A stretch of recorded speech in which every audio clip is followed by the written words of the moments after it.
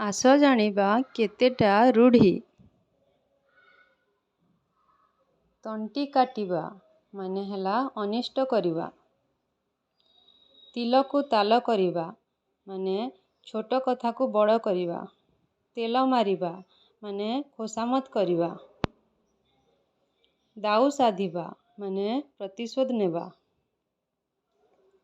ପାଣି ନ ଲାଗିବା ମାନେ ନିବିଡ଼ ସମ୍ପର୍କ। ପିଠିରେ ପଡ଼ିବା ମାନେ ସାହା ହେବା। ଫସର ଫାଟିବା ମାନେ ବ୍ୟର୍ଥ ହେବା।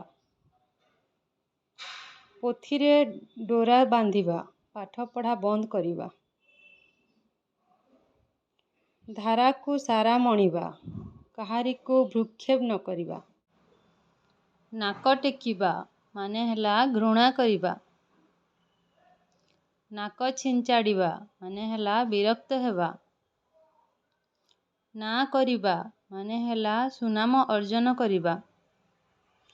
ଛାତି ପଥର କରିବା ମାନେ ହେଲା ଧୈର୍ଯ୍ୟ ଧରିବା। ତିନି ପାଞ୍ଜିରୁ ଯିବା ମାନେ ଯଶ ହରାଇବା। ଦଫା ରଫା କରିବା ମାନେ ସର୍ବନାଶ କରିବା। ଦାନା ମାରିବା ମାନେ ଜୀବିକାରୁ ଉଚ୍ଛେଦ କରିବା। ଠାସକୁ ମାରିବା ମାନେ ଅନୁମାନ କରି କହିବା। ଦାଉ ସାଧିବା ମାନେ ପ୍ରତିଶୋଧ ନେବା। କଲା କାଠ ପଡ଼ିଯିବା ମାନେ ହେଲା ମଲିନ ପଡ଼ିଯିବା। ଉଷୁନା ଧାନ ଗଜା ହେବା ମାନେ ଅସମ୍ଭବ ସମ୍ଭବ ହେବା। କପାଳ ଫାଟିବା ମାନେ ସର୍ବନାଶ ହେବା। ଆଖି ବୁଲାଇବା ମୋଟାମୋଟି ଦେଖିବା। କଟା ଘାରେ ଚୂନ ଦେବା ମାନେ ଯନ୍ତ୍ରଣା ଉପରେ ଯନ୍ତ୍ରଣା ଦେବା। ଖିଆ କାଢ଼ିବା କଥାକୁ ଘାଣ୍ଟି ଦୋଷ ଖୋଜିବା। ଗୋଡ଼ ଟେକି ବସିବା ପ୍ରସ୍ତୁତ ରହିବା। ଚାଲିଲା ଶଗଡ଼ରେ ହାତ ଦେବା ଅତି ଦୁଷ୍ଟାମି କରିବା। ଗୋଡ଼ ହାତ ଧରିବା ମାନେ ନେହୁରା ହେବା। Thank you. କୁହୁଡ଼ି ପହଁରିବା ମାନେ ହେଲା ବୃଥା ପରିଶ୍ରମ। ଖାଲରେ ପକାଇବା ମାନେ ହେଲା ବିପଦରେ ପକାଇବା। ଜିରାରୁ ଶିରା କାଢ଼ିବା ମାନେ ବୃଥା ଦୋଷ କାଢ଼ିବା। ଦାଉ ସାଧିବା ମାନେ ହେଲା ପ୍ରତିଶୋଧ ନେବା। ନାକେ ଦମ କରିବା ମାନେ ଅଥୟ କରିବା। ଫସର ଫାଟିବା ମାନେ ବ୍ୟର୍ଥ ହେବା। ଫଟେଇ ହେବା ମାନେ ଗୋଟାଏ କଥାକୁ ବାରମ୍ବାର ପଚାରିବା। ବାଟ କାଟିବା ମାନେ ନିଜ ସୁବିଧା ଦେଖିବା।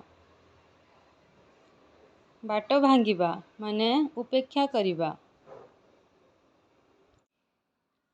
କପାଳ ଲିଖନ ମାନେ ହେଲା ଭାଗ୍ୟଫଳ। ଅଲଣା କଥା ମାନେ ହେଲା ମୂଲ୍ୟହୀନ କଥା।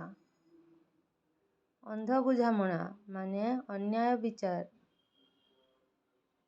ଅହିନକୁଳ ସମ୍ପର୍କ ମାନେ ଘୋର ଶତ୍ରୁତା। ଅଳ୍ପ ବିଦ୍ୟା ଭୟଙ୍କାରୀ ମାନେ ଅଳ୍ପ ଜ୍ଞାନ ଯୋଗୁଁ ଅପଦସ୍ଥ ହେବା। ଆକାଶ କୁସୁମ ମାନେ ବୃଥା ସ୍ୱପ୍ନ। ଆପଣା ସୁନା ଭେଣ୍ଡି ମାନେ ହେଲା ନିଜ ଲୋକ ଅଯୋଗ୍ୟ।